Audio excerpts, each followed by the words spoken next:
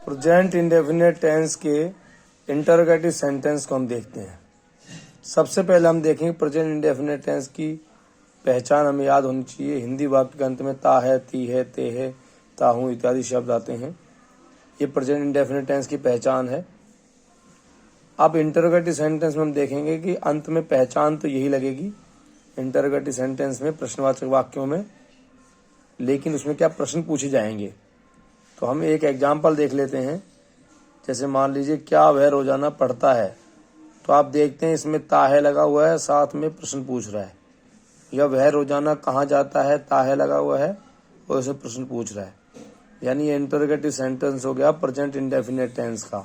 ता है, ती है, ते से आपने पहचान लिया प्रेजेंट इंडेफिनिट टेंस है, और चूंकि प्रश्न पूछे जा रहे हैं इसलिए इंटरोगेटिव सेंटेंस है। इंटरोगेटिव सेंटेंस भी दो प्रकार के होते हैं। ऐसे प्रश्न जिसमें हम देखते हैं कि जब प्रश्न का उत्तर हाँ या ना में आता है तो हाँ ना वाले प्रश्नोत्तर कहलाते हैं। जैसे आप देखेंगे क्या वह रोजाना पढ़ता है, इसका मतलब इसका उत्तर हाँ या ना में आएगा कि हाँ वह रोजाना पढ़ता है या नहीं वह रोजाना नहीं पढ़ता है।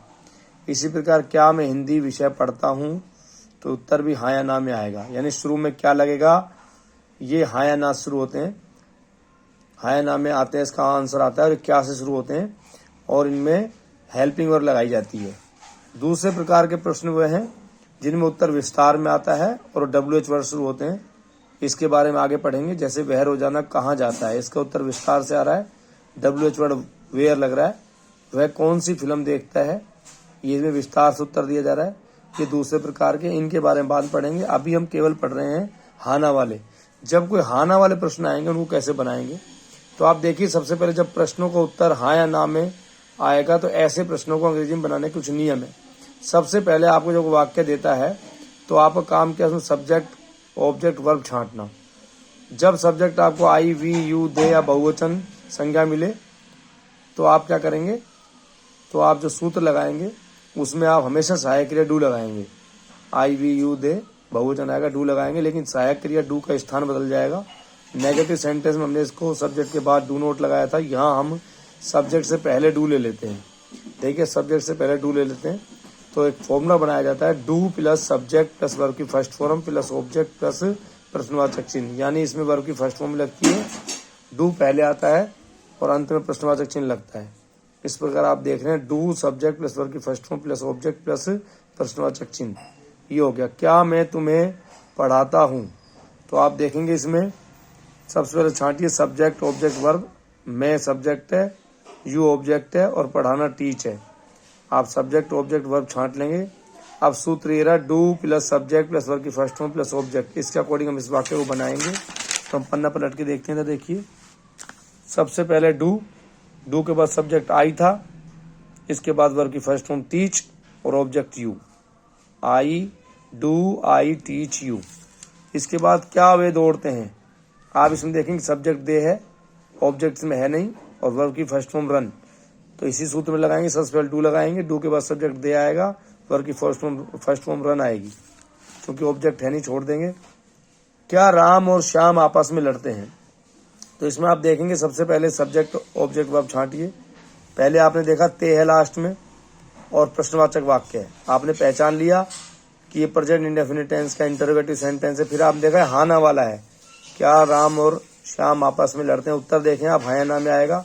तो हाँ ना वाला का जो सूत्र है वो ये रहा, जब सब्जेक्ट क्या आता है आई, वी, यू, दे या बहुवचन आएगा तो सबसे पहले आप राम और श्याम सब्जेक्ट है, टुगेदर आपस के लिए टुगेदर शब्द आता है, और वर्ब की फर्स्ट फॉर्म फाइट है। तो आप क्या करेंगे, सबसे पहले देखेंगे, सबसे पहले सूत्र के अकॉर्डिंग डू लगेगा, डू के बाद राम एंड श्याम आएगा, फिर वर्ब की फर्स्ट फॉर्म आएगी फाइट, और फिर आएगा टुगेदर साथ में। इसी प्रकार क्या हम तुम्हारे साथ क्रिकेट खेलते हैं, तो आप इसमें देखेंगे, आप पहले पहचानेंगे ते है यानी प्रेजेंट इंडेफिनिट टेंस है। फिर चूंकि प्रश्नवाचक वाक्य है, इंटरोगेटिव सेंटेंस है, इंटरोगेटिव में भी उत्तर हाँ या ना में आ रहा है, इसलिए हाँ ना वाले प्रश्नवाचक वाक्य हैं। तो हम इसमें सब्जेक्ट ऑब्जेक्ट वर्ब छांटेंगे। वी सब्जेक्ट है, तुम्हारे साथ इसमें यू ऑब्जेक्ट है, विद लगाते हैं साथ के लिए।